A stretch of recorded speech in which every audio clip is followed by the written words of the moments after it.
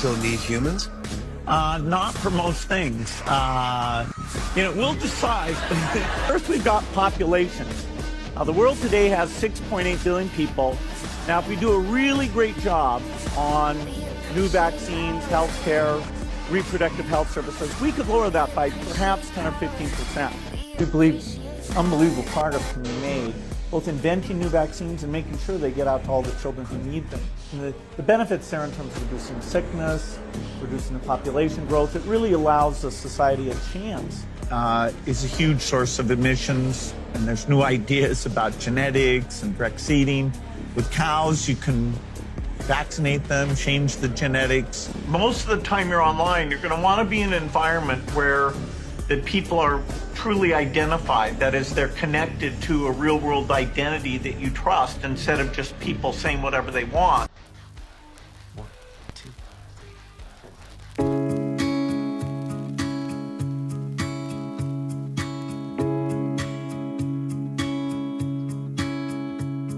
The wimp's on the loose, he's bought all the land. He's out for revenge, to hurt every man. He'll print all the food and drug every kid. Pretend like he's good, then hide what he did.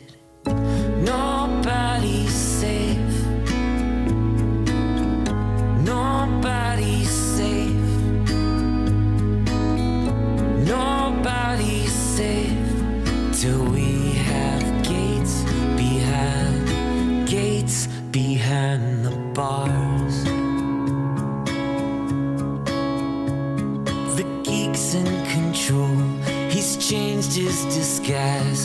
His chemical world will be your demise. He's sick and he's cruel and acts like he's God. Speaks on the stage while zombies applaud. Nobody's safe. Nobody's safe. Nobody's safe till we have gates behind the bars. He's coming for you.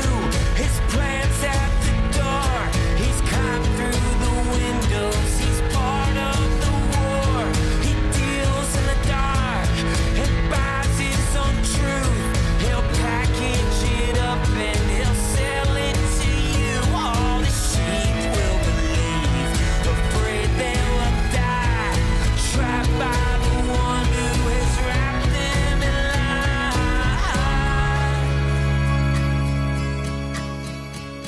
The creep's not alone, he plots with his friends. The forum they have is a circle of sin. There's snakes all around who traffic and kill. They'll dope up the world with needles and pills. Nobody's safe. Nobody's safe.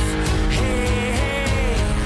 Nobody's safe till we have gates behind the bars. Nobody's safe. Nobody's safe. Hey, hey. Nobody's safe till we have gates behind the bars. Well, this won't be the last pandemic that we face. So we'll have to prepare for the next one. That, I'd say,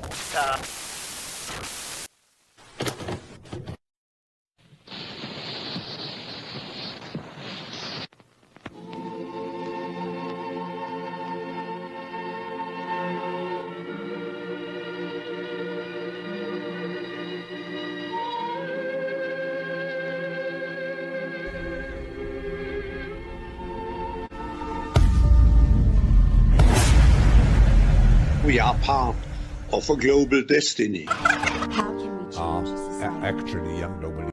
We penetrate the cabinets. So change is not just happening. The change can be shaped by us. We have to prepare for a more angry world. How to prepare?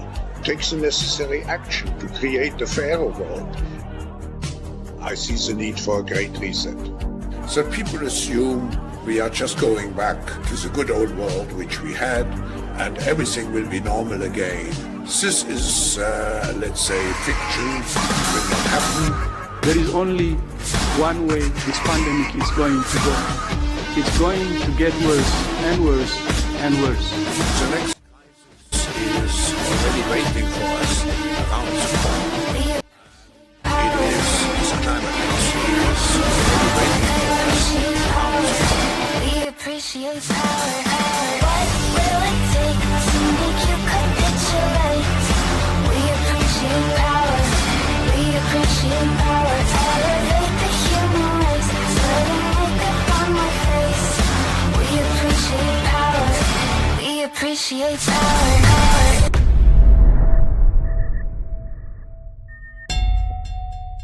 Bill Gates declared vaccines the best investment I've ever made. There's been over a 20-to-1 return, over a 20-to-1 return. So if you just look at the economic benefits, that's a pretty strong number compared to anything else. What is it about the word concern that you don't understand?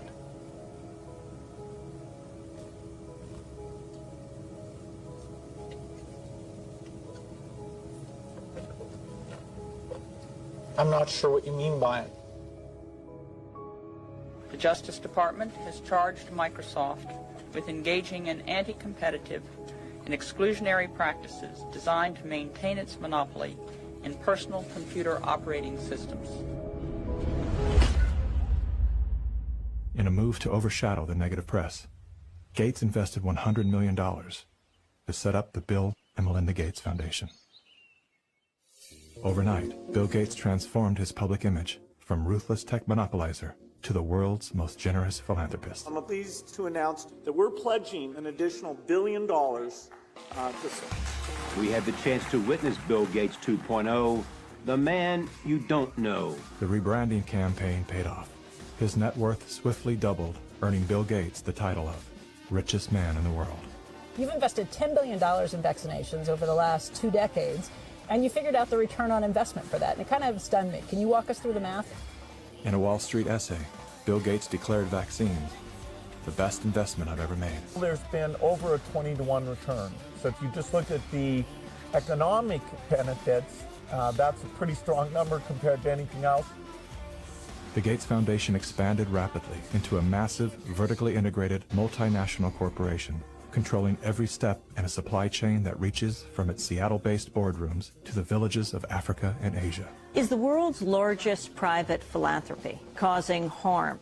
The Bill and Melinda Gates Foundation has made millions of dollars each year from companies blamed for many of the same social and health problems the foundation seeks to address. The Gates Foundation has investments in 69 of the worst polluting companies in the U.S. and Canada. Other companies in the foundation's portfolio have been accused of transgressions, including forcing thousands of people to lose their homes, supporting child labor, defrauding and neglecting patients in need of medical care. The Gates Foundation has not provided details. William H. Gates III and Melinda French Gates. As a top donor to both the WHO and the CDC, no one man has more power than Bill Gates to influence and control the health and medical freedom of all people. Normalcy only returns when we've largely vaccinated the entire global population. This will be the new normal until a vaccine is developed. Until we find a vaccine, going back to normal means putting lives at risk. We need to produce it and to deploy it in every single corner of the world. Full vaccination of our children and pregnant women. Development of new vaccines, therapeutics and diagnostics. Before effective vaccines and therapeutics are developed.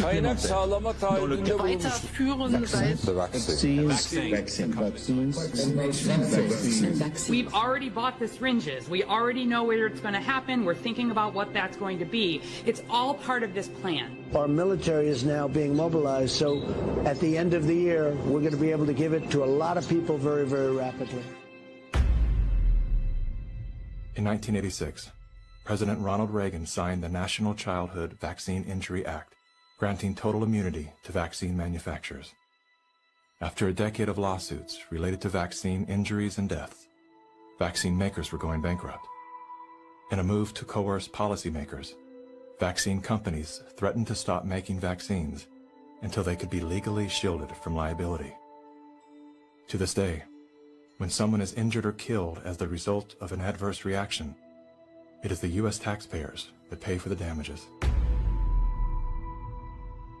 Welcome back. Were several Indian tribal girls used as guinea pigs?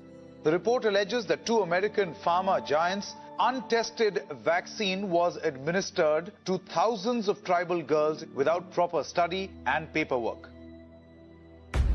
India was among the hardest hit after Bollywood celebrities were incentivized by the Gates Foundation to urge the public to submit to mass vaccinations. In 2009, tribal children were administered the HPV vaccine. Over 24,000 girls were told they were being given wellness shots, in many cases without the informed consent of a parent or a guardian.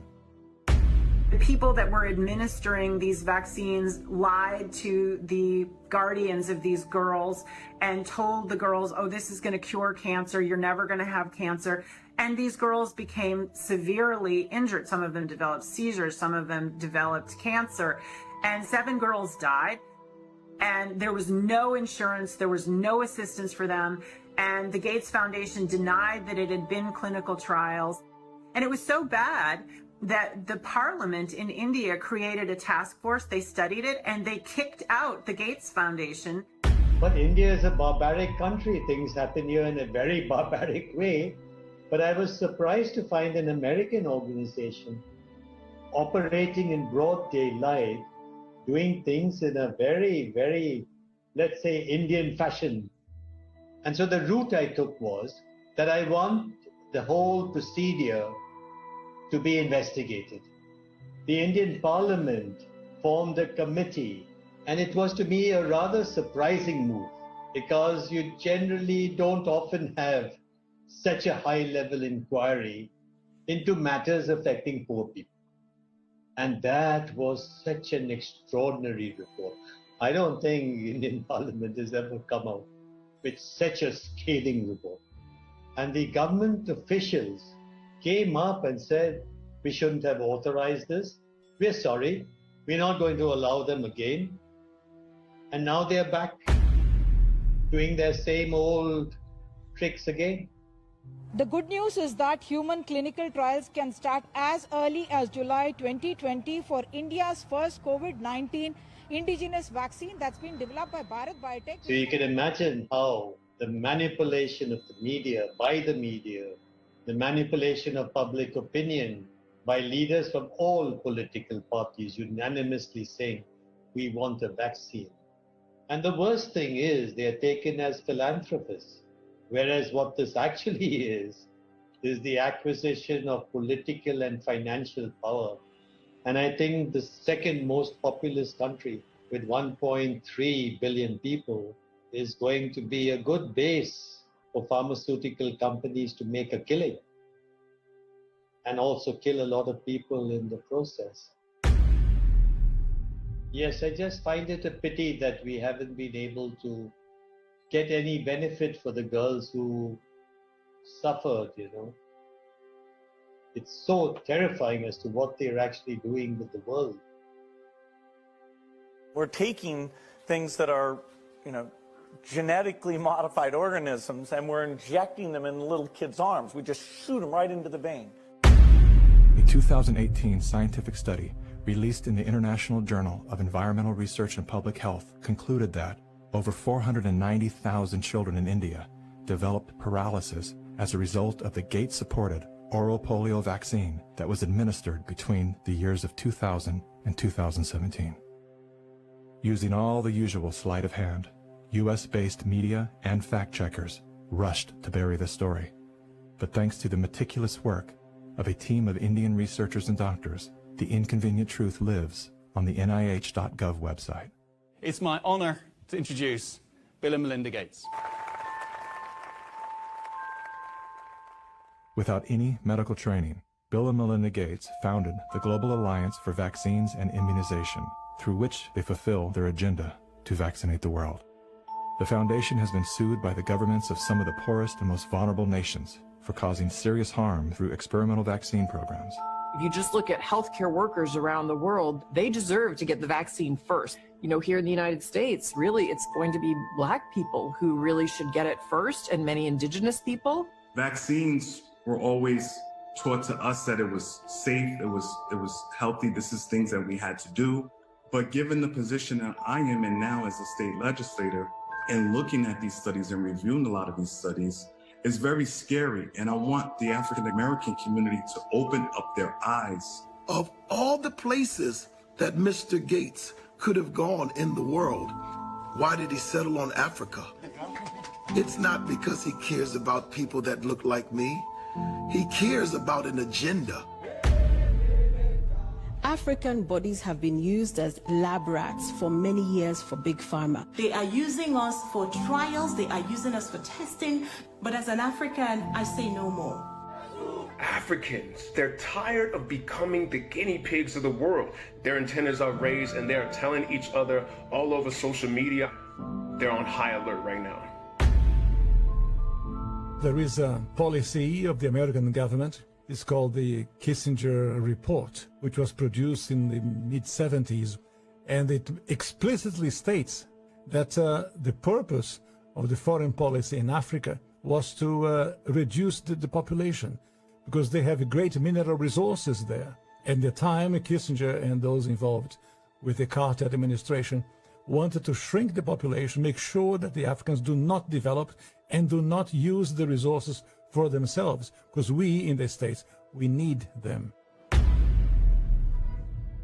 There is a concerted effort of foreign powers to control the population of Africa. Some children did survive the botched vaccinations last month and will recover, but 15, all under the age of 5, died from fever, vomiting, and diarrhea. Human errors contributed to the unfortunate deaths of the children.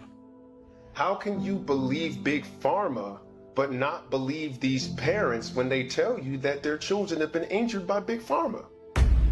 I don't care how big this corporate machine looks. As a parent, I can tell you, these people will never stop fighting for their kids.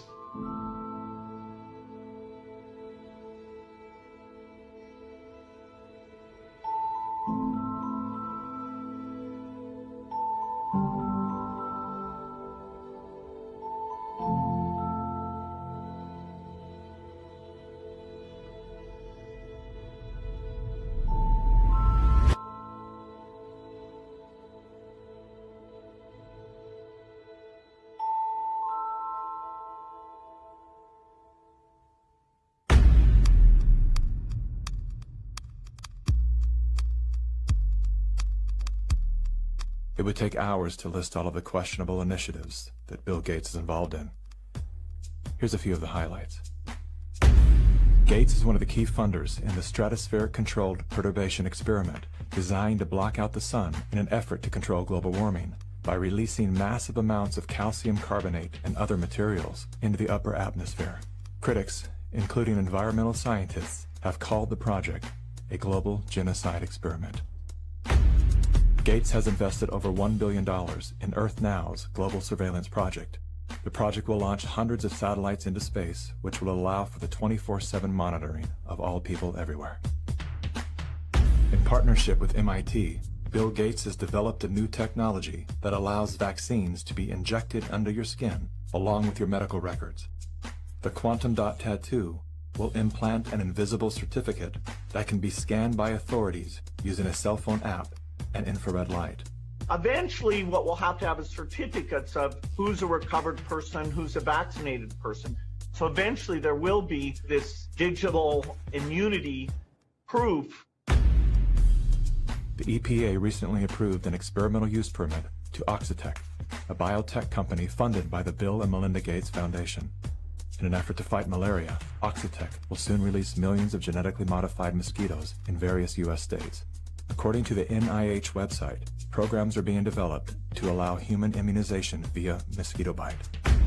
It was Science magazine that coined the phrase, flying syringes. Would you raise your hand, please? Do you solemnly swear the testimony you're about to give in the matter now pending? A shocking new report from the New York Times sheds light on the connection between Microsoft founder Bill Gates and the late Jeffrey Epstein. You report these two men met at least 6 times. Well, I believe there were more. This included visits to the mansion, seeing each other in Seattle, flying on Epstein's plane. When flight logs revealed that Gates had been a passenger on the Lolita Express, he claimed that he didn't know that the private jet belonged to Epstein. He also denied that he and Mr. Epstein were involved in any business deals. However, an expose by the New York Times revealed that not only did Bill Gates initiate a relationship with Jeffrey Epstein well after he was convicted of sex crimes, but the two were also involved in the process of co-founding a multi-billion-dollar charitable fund. Why would they ever set up a charitable trust benefiting Jeffrey Epstein? That it was all about philanthropy, that Bill Gates just wanted to find new sources of money. Why would one of the richest men in the world choose to partner with the world's most notorious pedophile? A deeper dive into Epstein's world revealed that the two men had more in common than meets the eye. Like Gates, Epstein was a billionaire philanthropist with a passion for science, health, education, and children. The Jeffrey Epstein Foundation donated millions of dollars to top universities, science institutes, medical schools, early education programs, youth initiatives, and international peace accords. Bill Gates is either the most misunderstood man alive or one of the most convincing con men to ever live. Is he a benevolent hero or a malevolent opportunist? Bill Gates. Personally, I would love to believe that one of the richest men in the world is giving away his fortune for the betterment of humanity. I want to believe that endearing smile. I want to believe that his heart is as soft and warm as his sweaters. At the very least, I want to believe that he's unaware of the damage he's done.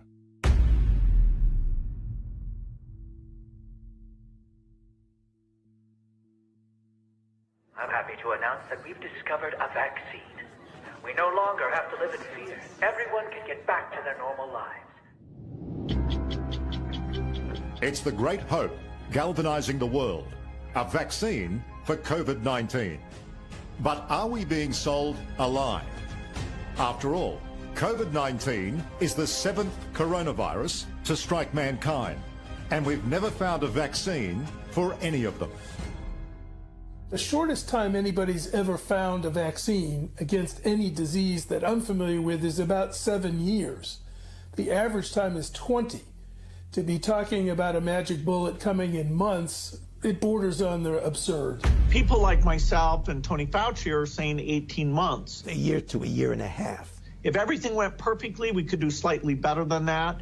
But there will be a trade-off. We'll have less safety testing than we typically would have. And so governments will have to decide, do they indemnify the companies and really say, let's go out with this? Something that people should know about COVID-19 vaccines is they fall today under the PrEP Act, which came into being after 9/11 and after an anthrax scare. And this law gives virtually blanket liability protection. It's basically impossible to get any kind of compensation if you're injured. So people need to understand that if you take COVID-19 vaccines, you are absolutely on your own. If you're permanently injured, if you lose your job, if your healthcare expenses go through the roof, tough luck.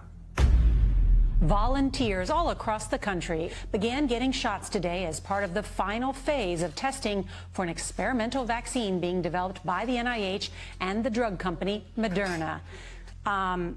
The side effects for the Moderna vaccine sound concerning. We looked. After the second dose, at least 80% of participants experienced a systemic side effect. So, are these vaccines safe? Well, the FDA, not being pressured, will look hard at that. The FDA is the gold standard of regulators, and their current guidance on this, if they stick with that, is very, very appropriate. And You know, the side effects were not super severe. That is, it didn't cause permanent health problems for the things there. You know, Moderna did have to go with a fairly high dose, and so, you know, to get the antibodies. This isn't a vaccine story. This is a population management story. If your goal is to make this beautiful earth that we live on an exclusive playground for the entitled few, then populations that get in the way are a problem. And it is the empirical impulses of individuals who have decided that by outranking the rest of humanity, they can dictate upon humanity the conditions of their existence. Now we need to go and look in families to find those people who may be sick and remove them and isolate them. This bill enables the police to enter a home without a warrant. Madam Speaker, the police have never held that power. We will find out who lives in the house. If it's someone that is refusing, we will definitely consult with our health officer to look into next steps. So the Sheriff's Department and the Health Department showed up at her door with orders for her and her husband to wear ankle monitors. The couple says they never denied self-quarantining. You will no longer be able to leave home. Only one person will be able to go shopping once per day. Recreational activity is now no longer allowed. You will be allowed to have 1 hour of exercise no further than 5 kilometres from your home. Are you serious? Just for not having a mask? For no mask? Are you serious? We will shut you down. We will cite you. And if we need to, we will arrest you and we will take you to jail. You know the old expression about snitches? Well, in this case, snitches get rewards. Some people are ratting their neighbors out, calling the police, but others are turning to the internet, where social distance shaming has gotten ugly. In a time of crisis, trying to force compliance upon a population by making neighbors and friends distrust one another is exactly the opposite tactic we actually need. When human societies lose their freedom, it's not usually because tyrants have taken it away. It's usually because people willingly surrender their freedom in return for protection against some external threat. That's what I fear we are seeing now. This is a cognitive dissonant moment, which is being imprinted in your brain, just like remember the Great Depression, remember 9/11. Weapons of mass destruction. We are being conditioned to have the excuse for unbelievable acts of tyranny, which will be justified by remember 2020. And your loved ones, those that die, those that are infected, they're being used as cannon fodder, which is the ultimate desecration of their honor and integrity. And this is also a test of humanity, to see how much of our liberty we will let go before we finally draw the line under enough. Benjamin Rush, a signer of the Declaration of Independence, stated, unless we put medical freedom into the Constitution, the time will come when medicine will organize into an undercover dictatorship to restrict the art of healing to one class of men and deny equal privileges to others. That time is now. Well, this won't be the last pandemic that we face. So we, we'll have to prepare for the next one.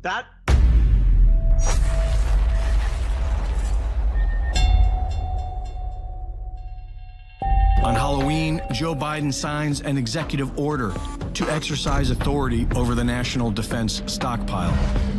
Weeks later, Bill Gates warns governments of a smallpox terror attack. 7 days after that, several vials of smallpox are incidentally discovered at the Merck facility in Pennsylvania. The very next day, a rare case of monkeypox is discovered in Maryland. What else are we not listening to that we need to take action on now? Well, the idea of a bioterrorist attack is kind of the nightmare scenario, because they're a pathogen with a high death rate would be picked. Now, the good news is most of the work we're going to do to be ready for pandemic 2, I call this pandemic 1.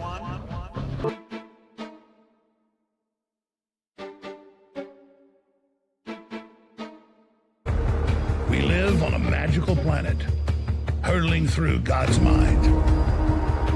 There are those that wish to imprison. So you've got a thing on the left, CO2, that you want to get to zero, and that's going to be based on the number of people, the services each person's using on average, the energy on average for each service, and the CO2 being put out per unit of energy. So let's look at each one of these and see how we can get this down to zero. Probably one of these numbers is going to have to get pretty near to zero. That's back from high school algebra, but let's take a look. The problem is that the population is growing the fastest where people are less able to deal with it. So it's in the very poorest places that you're going to have a tripling in population by 2050. First, we've got population. The world today has 6.8 billion people. That's headed up to about 9 billion. Now, if we do a really great job on new vaccines, healthcare, reproductive health services, we could lower that by perhaps 10 or 15%. But there we see an increase of about 1.3. Now, malaria is, of course, transmitted by mosquitoes. I brought some here so you could experience this. We'll let those roam around the auditorium a little bit. There. There's no reason only poor people should have the experience.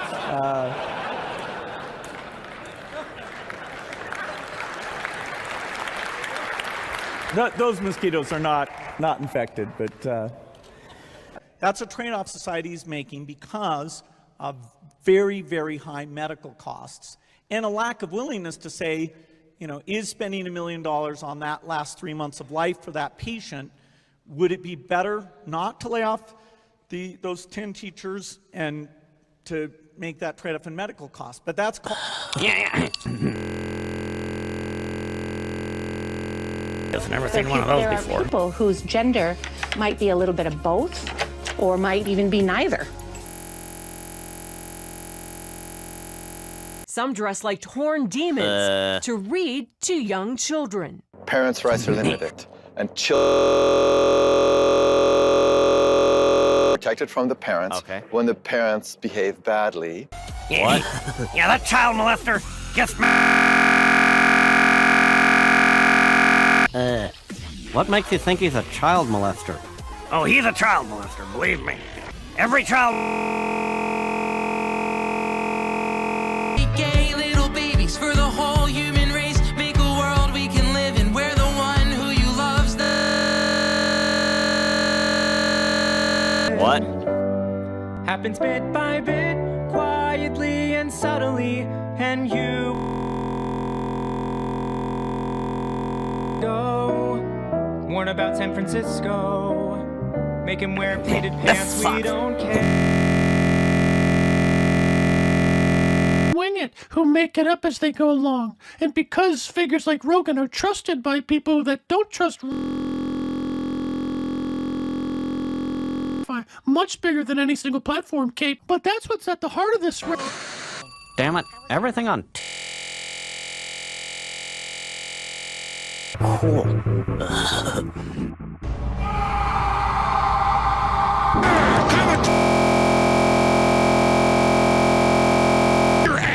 Fire! Infowars.com.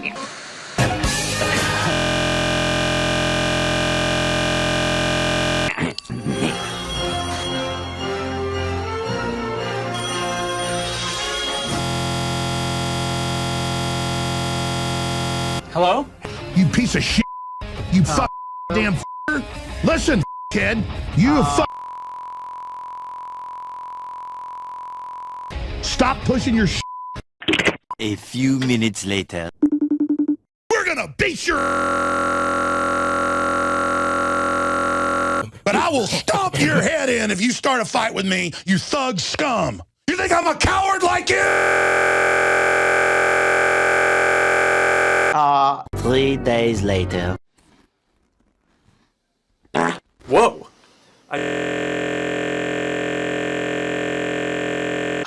I'm gay. Oh, yeah.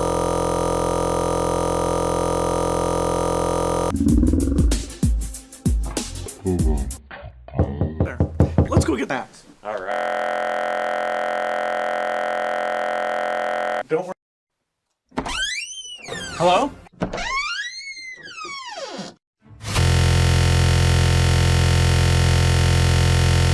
Enemy! Enemy! You are my enemy! You will pay. Yeah, you think and me? I know what you think of me and my family. I see you right back. You understand that?